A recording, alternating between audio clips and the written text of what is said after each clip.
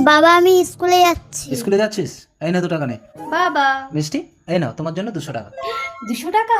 Thank you বাবা। বাবা প্রতিদিন স্কুলে যাওয়ার সময় আমাকে 2 টাকা করে দাও আর বুনুকে 200 টাকা করে দাও কেন? যাকে যেটা দিয়েছি নেওয়ার হলে নে, না হলে নিতে হবে না। যা স্কুলে যা। জীবনটা শেষ হয়ে গেল, একে দেখলে সবাই রহস্য করে।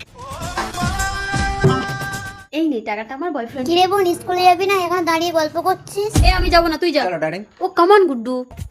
গুড্ডু তুমি টাকা চিন্তা করছো কেন? আমি তো আছি। এই বাবা আসছে, তুমি বান্ধবীর সাথে কথা বলো।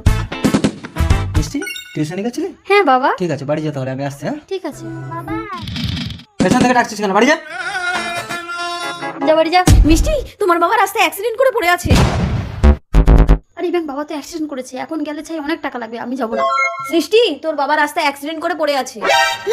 বাবা এরপর কি হলো সেটা দেখার আগে এই দুইটা ছবির ভিতর থেকে যেকোনো একটা ছবিকে ভালোবাসে থাকে ভিডিওতে লাইক করে চ্যানেলটি সাবস্ক্রাইব করে দাও। আর যদি না করো তাহলে আমি বুঝবো তোমরা ছবি দুইটাকে ভালোবাসো না। আর কমেন্টে লিখে দাও আমি। ডাক্তার বাবু আচ্ছা আমাকে সুস্থ করার জন্য অনেক ধন্যবাদ। সে ঠিক আছে, কিন্তু আপনার ছোট মেয়ে তো আপনাকে গ্রাহ্য করেনি। আপনার এই বড় মেয়ে সময় মতো আমার ক্লিনিকে এনে এতগুলো টাকা খরচা না করলে আমি আপনাকে বাঁচাতে পারতাম না। সৃষ্টি মা তুই এত টাকা কোথায় পেলি? তুমি স্কুলে যাওয়ার সময় আমাকে প্রতিদিন 2 টাকা করে দিতে না, আমি এই বয়ানে জমিয়ে জমিয়ে রাখতাম। বাবা তুমি ভালো হয়েছো, আমাকে 100-2 টাকা দাও তো। সৃষ্টি বন্ধুরা, যাকে আমরা অবহেলা করি সেই থাকে বিপদের দিনে।